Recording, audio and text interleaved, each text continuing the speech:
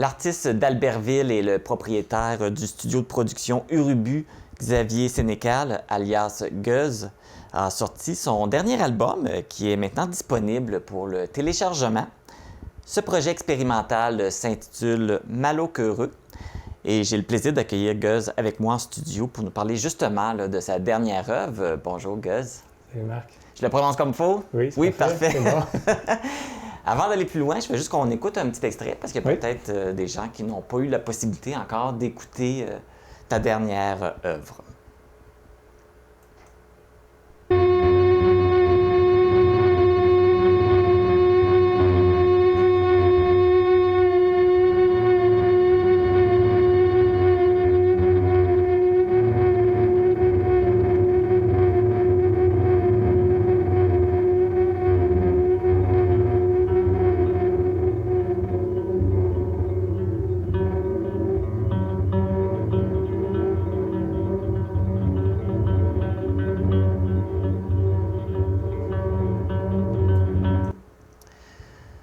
Moi, quand je l'écoute, j'ai juste le goût de fermer les yeux puis de me laisser partir dans mon imagination, me donner toutes les idées, suivre toutes les idées qui me passent par la tête. Puis quand je compare avec ce que tu as produit dans les autres albums auparavant, j'ai comme l'impression que c'est plus soft et même à la limite plus relaxant. Est-ce parce que tu voulais amener les gens ailleurs avec cette œuvre-là? Pour être bien franc, je pense jamais vraiment à qui va l'écouter pendant que je fais quelque chose. Je m'en fous un peu, je le fais parce que ça me tente, ça me fait du bien, c'est le moment. T'sais.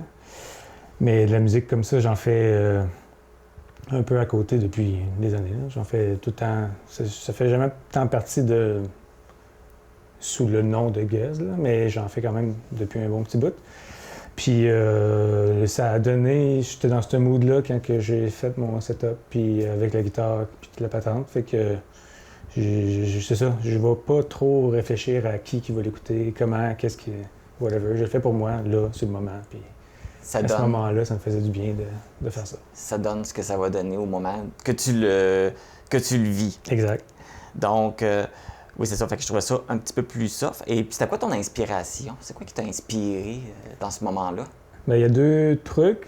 Techniquement parlant, on pourrait dire, c'est qu'il y a un de mes amis qui m'avait prêté une guitare microtonale. Une guitare microtonale, en gros. Il y a des frettes, il y a des notes qui sont de plus que les 12 notes qu'on est habitué d'entendre, qu'on entend souvent, en fait, ici, en Amérique. Puis, fait qu'au lieu d'avoir 12 notes par octave, il y en a 24. Fait que là, il y a comme toutes les notes dissonantes qui clashent avec les autres notes qu'on est habitué d'entendre. Fait que j'avais commencé à expérimenter avec ça, puis je jouais tranquillement, sans distorsion, rien. Puis cette espèce de mood-là, plus ambiant, plus relax, est venu de même, parce que la plupart c'est ultra dissonant quand même, même si c'est relax puis ambiant. Fait que ça, c'est le côté comme technique de la patente. Puis sinon, ben j'étais dans un mood cette semaine-là. Le temps que ce genre d'album-là, ça me prend comme plusieurs jours à setuper. Je mets mes pédales d'effet, mes amplis, puis ma guitare, puis je m'installe. Puis ça me prend plusieurs jours à m'installer. Puis un matin, je peux s'enregistrer, paf, puis une heure et demie après, c'était fini. T'sais. Fait que c'était ça la démarche. Puis pendant ce temps-là, ben je te donne une pause où c'est que... C'est ça, pour plein de raisons dans ma vie, ces temps-ci, je côtoie malheureusement des gens qui sont un peu trop toxiques. Puis là, j'avais comme le goût de juste être tout seul dans ma tête, puis de penser que je leur crachais d'en face. Ça m'a juste de t'éloigner de ces gens-là, puis de partir, d'être dans ton monde, puis de ne pas être affecté par ces gens-là à quelque part. À quelque part, oui. Parce que j'ai pas le choix de les côtoyer, donc ça fait partie de... Je peux pas m'en éloigner, t'sais. Fait que c'était ma façon de m'éloigner de tout ça. Fait qu'on peut considérer que c'est comme un album échappatoire, à quelque part.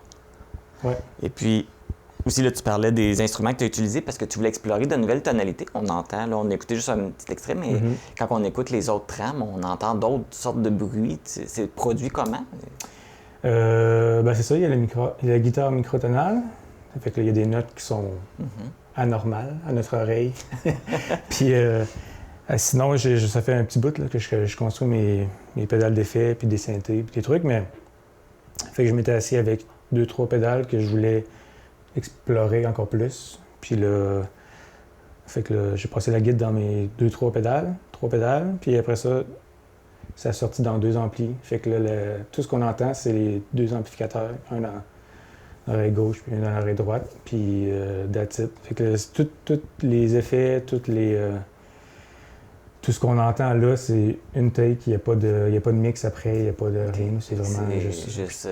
Il y a quand même plusieurs sons qui ont été produits. Oui. Donc, il y a quand même plusieurs... je sais qu'il y a une trame aussi, on entend, ça fait comme des bruits d'insectes aussi. Oui, c'est ça. C'est une technique jouer avec juste les simples choses avec quoi tu as utilisé. Tu as été capable de faire tous ces bruits-là, ces tonalités-là. Yes. Parfait. Et si je peux rajouter quelque chose, étant donné que je produis puis je fais mes pédales d'effet, mais là, je vais les tester au bout. Fait que là, ils servent à quelque chose à la base, mais là, avec des projets comme ça, je suis capable d'aller au bout puis de voir les extrêmes de ce que je peux faire avec mes petits bidules. On voit aussi la pochette de ton album. C'est qui l'a réalisé? C'est moi. C'est toi? Oui. Et puis, c'est quoi la symbolique?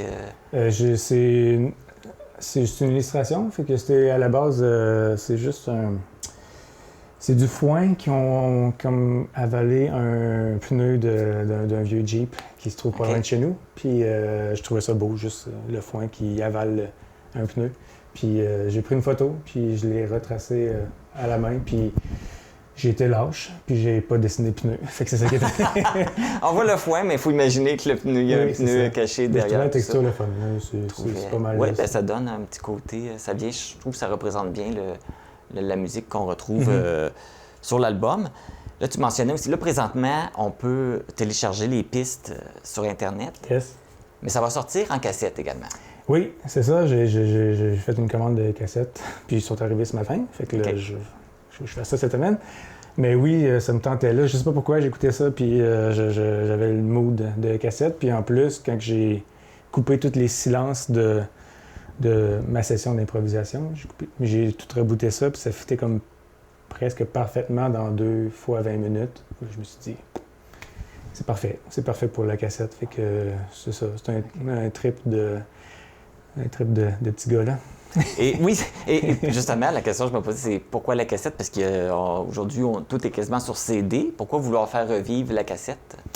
Puis tout est sur CD, puis presque plus, là, dans le sens qu'on est pas mal plus en streaming. Oui, puis, tout est en ligne beaucoup aujourd'hui. Ouais, puis les CD, je l'ai fait en masse, puis il m'en reste encore à la maison, de plein d'autres projets. Fait que je voulais plus, c'est ça, je voulais juste pas avoir de caisse de CD chez nous à la maison. Puis j'aurais aimé faire ça sur vinyle, mettons, mais pour un projet expérimental de même, c'est beaucoup trop d'investissement pour tout ça. Fait que là, puis je me suis acheté un tape cassette cette année, puis que là, je fais les tests pour modifier le son puis toute la patente. Fait que je me suis dit, t'inquiète là, on va essayer la cassette. Puis en plus, c'est un des premiers tests, là, fait que si un jour je peux faire un truc ultra obscur et underground de black metal, ça va être le format idéal.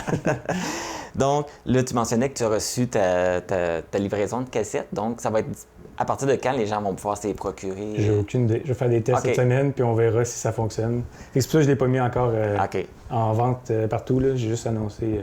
Sinon, mais que ça soit en vente, les gens vont pouvoir se les procurer comment? Directement sur le Bandcamp. OK. Comme l'album en streaming. Ça va être le même principe. Les gens vont suivre le site Internet, yes. Soit qu'ils la jettent en ligne ou ils peuvent commander la cassette. Yes.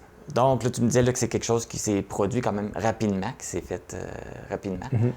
Donc, là, présentement, est-ce que tu travailles sur un autre projet? Est-ce que tu as d'autres choses qui s'en viennent? Oui, j'ai beaucoup d'affaires qui s'en viennent. En fait, là, j'ai comme pris la décision que cette année, j'allais sortir un album à peu près par mois pour à peu près 1 an.